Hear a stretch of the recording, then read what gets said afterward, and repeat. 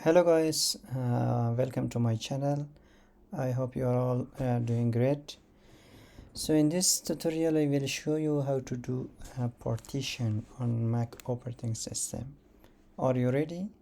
Let's get started. Okay, click on Launchpad and search for disk utility. As you can see here, open disk utility. So I have only one drive, okay, at the moment, which is about 494.38 GB or gigabyte. So I'm going to another drive for my files, photos, and something like that.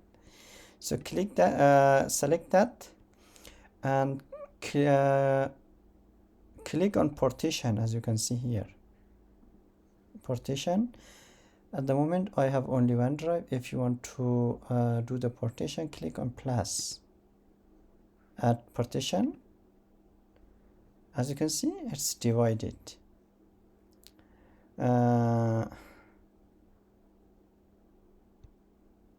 into two parts.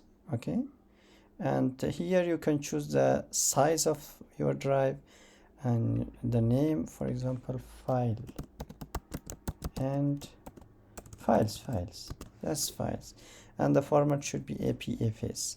Click on apply, partition, continue. As you can see, applying changes to